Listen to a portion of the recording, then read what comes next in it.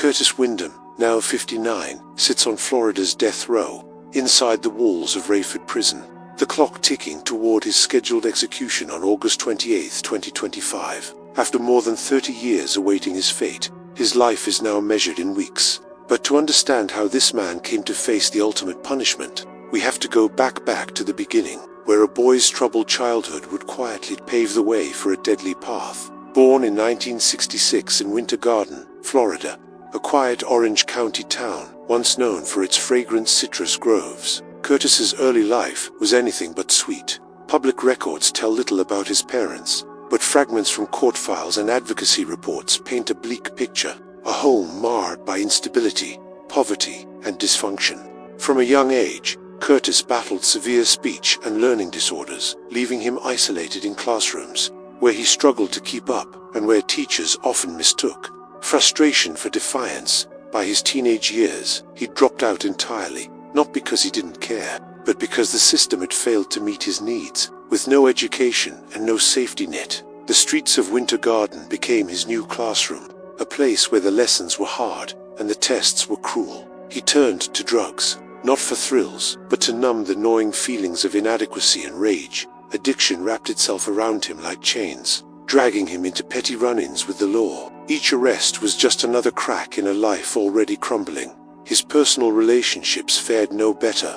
Curtis fathered a daughter, but his volatile relationship with her mother, Valerie Davis, was marked by constant breakups and bitter arguments. Friends became enemies, debts went unpaid, and grudges festered. One of those grudges, against a man named Johnny Lee, whom Curtis claimed owed him money, would one day spark a chain of events ending in bloodshed and a death sentence. Curtis Windham was a man built from years of bottled rage and unstable mix of resentment, betrayal, and desperation. His emotions could flare without warning, erupting like a storm no one saw coming. The question that still lingers is this: what pushed him from petty troublemaker to cold-blooded killer? The answer lies in a lifetime of compounding failures, a school system that gave up on him, a community powerless against his addiction, and a family too fractured to offer direction. By his 20s, Curtis was no longer the misunderstood kid struggling for a place in the world. He was a man teetering on the edge, one bad day away from catastrophe. That day came on February 7, 1992, a day that would leave 3 people dead, 1 man wounded, and an entire town in shock. The victims weren't just names on a court docket. They were flesh and blood, human beings with dreams, flaws, and ties to Winter Garden, Florida. Johnny Lee, Valerie Davis, Mary Luben, and survivor Kenneth Williams. Each of them had a story, and each story was cut short in a matter of hours. Johnny Lee was only 23, a young man who still carried that restless energy of someone trying to figure life out. In Winter Garden's tight-knit community, he was known to hang around friends, chat on street corners, and enjoy life's simple thrills. He liked the dog track, where small wins felt like jackpots. Just days earlier, he'd scored $114, a modest prize, but enough to get him grinning. What Johnny didn't know was that this small stroke of luck had caught the wrong set of eyes. Windom and Johnny moved in the same circles, their connection more casual acquaintance than deep friendship. But beneath the surface, tension brewed. Windom was convinced Johnny owed him $2,000 a debt no one could verify, but one he obsessed over. In Windom's mind, Johnny's recent win wasn't just luck. It was money that should have been his. On the morning of February 7th, Windom approached a mutual friend, Jack Luckett, asking if the rumors were true. Had Johnny really won at the track? That single question was the first step toward bloodshed. When Curtis Windham learned about Johnny Lee's modest $114 win at the dog track, his simmering resentment finally boiled over. "You're going to read about me," he warned, a chilling declaration that would soon become a grim reality.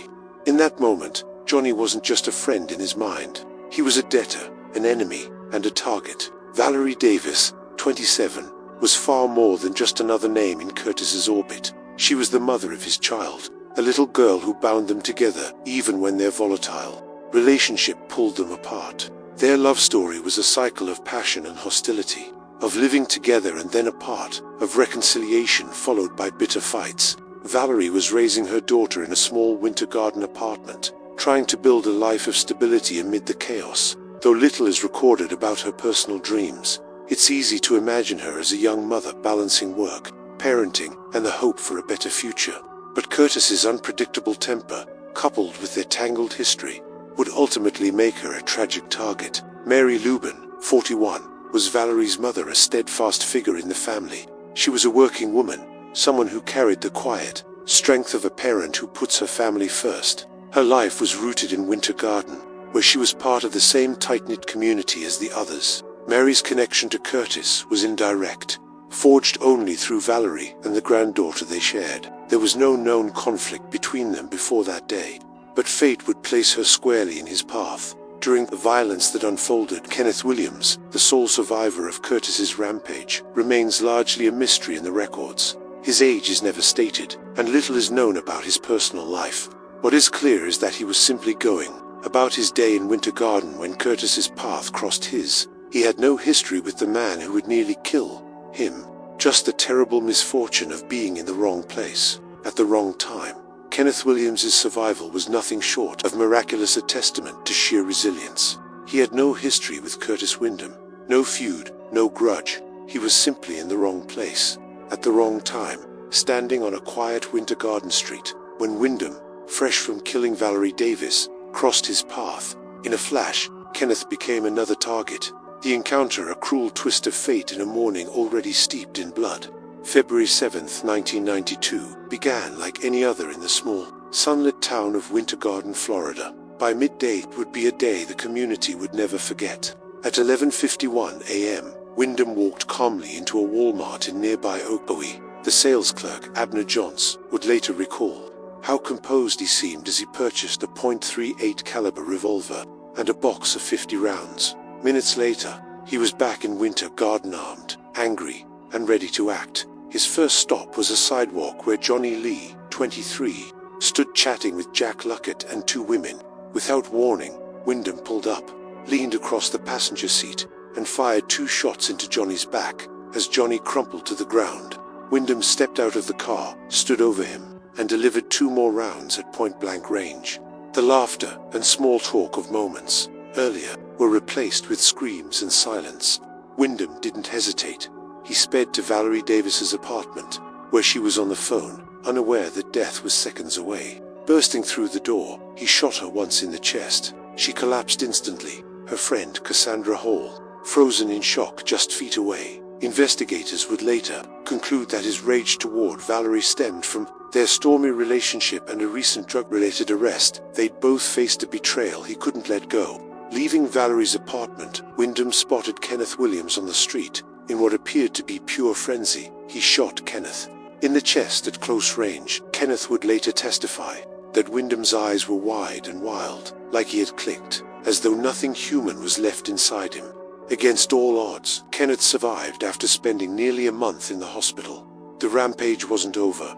Windom ran toward Brown's bar, where his own brother and 2 others tried desperately to disarm him.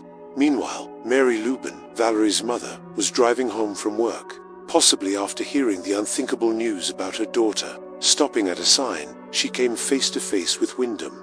He leaned toward her car, said something no one would ever record, and then fired twice, killing her instantly. A mother rushing to her child's side had now become another victim. Windom's motives were a tangled knot: Johnny's alleged debt, Valerie's perceived betrayal, Mary's possible disapproval. Kenneth's random misfortune. At the center was a man unraveling, his anger stoked by drugs, personal grudges, and years of broken relationships. Police in Winter Garden moved fast. Witnesses identified him almost immediately: Jack Luckett and the 2 women on the sidewalk for Johnny's killing, Cassandra Hall for Valerie's, and Kenneth Williams himself, despite his grave injuries, giving vivid testimony about Windom's frenzied state. The manhunt was now in full swing. The evidence against Curtis Windham was overwhelming, tightening the noose around him with each piece. Just minutes before the first shooting, he walked into a Walmart in nearby Ocoee, cool and collected. Sales clerk Abner Johns vividly recalled the calm purchase: a .38 caliber revolver and a box of 50 rounds, timestamped precisely at 11:51 a.m., laying the foundation for a critical timeline. Physical proof soon matched witness accounts. The revolver recovered after a frantic attempt by Windom's own brother and others to disarm him at Brown's bar. matched the bullets used in the shootings. Ballistics confirmed it was the murder weapon. His car, spotted at the scene of Johnny Lee's shooting, placed him unmistakably at the center of the violent spree, and in the tight-knit Winter Garden community, multiple witnesses recognized him immediately, making escape all but impossible. Federal investigators also uncovered Windom's involvement in a local crack cocaine ring, a detail that shed light on his drug-fueled rage and the prior drug-related arrest he shared with Valerie Davis. Though not central to the murder charges, it helped sketch the picture of a man spiraling out of control. Windom was captured. Swiftly court records show he was apprehended the very same day, after fleeing to Brown's Bar. His brother's attempt to disarm him likely revealed his whereabouts. To authorities, there was no dramatic confession, and he made no daring escape. In a town where everyone knew everyone, there was nowhere to hide. Charged with 3 counts of first-degree murder for Johnny Lee, Valerie Davis, and Mary Luben, and 1 count of attempted first-degree murder for shooting Kenneth Williams, Windom faced a trial that was as swift as it was decisive. In August 1992, Orange County's 9th Circuit Court saw prosecutors, led by Jeff Ashton, present a compelling case built on detailed eyewitness testimony, ballistic evidence, and Windom's own incriminating statements to friends. The defense, headed by attorney William Linster, called character witnesses like Windom's sister Jareen, who testified he once saved her from drowning, and Julie Harp, who spoke of his role as a devoted father. A psychiatrist suggested Windom might suffer from mental illness, but Judge Dorothy Russell dismissed this claim as far-fetched. Before sentencing, Windom addressed the court, saying, "I'm hurting too," though he stopped short of a full confession. The jury convicted him on all counts, unanimously recommending the death penalty for the murders. On November 10, 1992, Judge Russell sentenced Windom to death, citing 2 aggravating factors: his prior violent felony convictions, which compounded each murder charge, and the cold, calculated, premeditated nature of Johnny Lee's killing. Though she acknowledged his troubled upbringing and learning disabilities, these mitigating factors were outweighed by the gravity of his crimes. A consecutive 22-year sentence was added for the attempted murder of Kenneth Williams. For more than 33 years, Curtis Windham, now 59, has lived under the shadow of that sentence at Florida's Rifford Prison, home to the state's death row. Convicted for the brutal murders and attempted murder that shattered his community, Windom's existence has been defined by isolation, routine, and the looming specter of execution. Death row at Rifford Prison, part of the Union Correctional Institution, is a harsh, controlled environment. Inmates like Windom live in single cells, roughly 6 by 9 feet, equipped only with a bunk, a sink, and a toilet. Concrete walls, steel doors, and barred windows offer little reprieve from confinement. His daily routine is rigid, rising at 5 a.m., meals slid through a door slot, limited recreation in a caged yard, and sparse contact with others. Books, radios, and writing materials provide brief escapes, but the pervasive solitude, punctuated by clanging doors and distant voices, is ever present. Though details about Windom's behavior in prison remain scarce, letters cited by the Santadio community offer glimpses into his mindset. In 2010, he expressed fear that his legal appeals might have run dry. More recently, on July 18, 2025, he wrote of anguish and dread as Florida accelerated executions, sometimes conducting to each month. These letters reveal a man grappling with his impending fate, though whether they contain genuine remorse for the lives he ended remains unknown. His interactions with guards and fellow inmates are mostly undocumented, but death row's environment marked by strict control and minimal personal contact shapes all relationships.